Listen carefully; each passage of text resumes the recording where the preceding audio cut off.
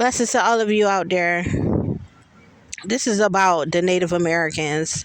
Okay, you think soul swapping is not real for those of you or the people that don't believe that. This is a good example. The Native Americans were not white people with feathers in their hair. If you go look for the Native Americans now, they're white people with feathers in their hair taking our resources, taking our benefits that were given to us Native Americans for what happened when the colonizers came. There, if you look and see, the Indians are now white people. The ones that they call American Indians, are now white people with feathers in their hair. And the true Native Americans were not white people; they were black people. They were black people that lived in the Americas before it became America, and now they're white. Now the redskin peoples are the colonizers are dressing and dancing like the Native Americans and taking our Native American resources and benefits. They were the black Indians. The black Indians were the true Native Americans.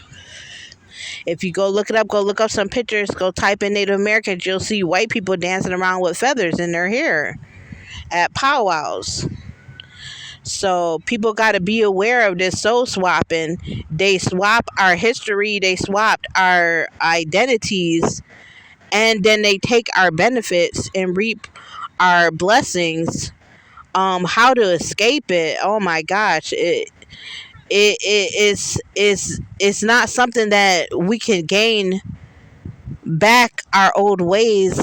We can gain back unless we fight for our culture and heritage that was stolen from us. But that is a uh, example of soul swapping.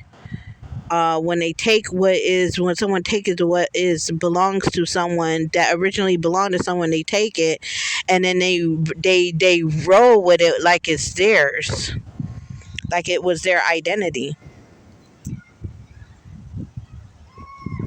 Google it up and you'll see white Americans with feathers in their hair at powwows. If you Google the history of Indians putting black Indians, black Native Americans, you'll see that the Native Americans were originally black. So Google that up and check that out. I'm going to be putting some videos together on how to siphon our energy back that was stolen from us, because they're making an illusion that it was all theirs, that this was their history, that this was their life, and it was not. They stole our heritage and they walk around with our heritage as if it was theirs, so that when you look at where do I belong, where am I from, who are my people, where are my ancestors, where are the people that hold the information of our ancestors, you look around and you see red people with feathers in their hair walking around with our history and traditions. So the enemy's goal was to isolate and conquer. You don't see a lot of black Indians in powwows anymore.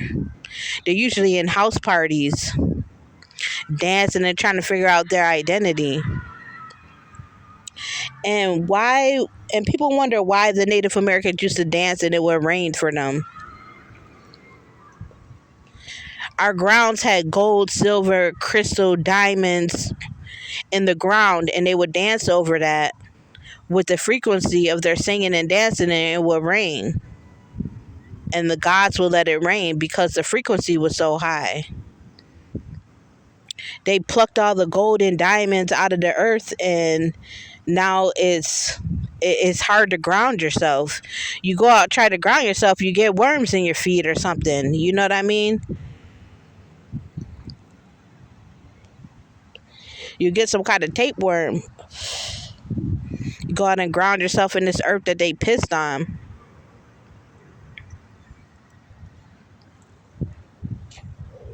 We got to be very mindful that our identity was stolen, and we must come back to our original selves. Like and subscribe if you haven't yet.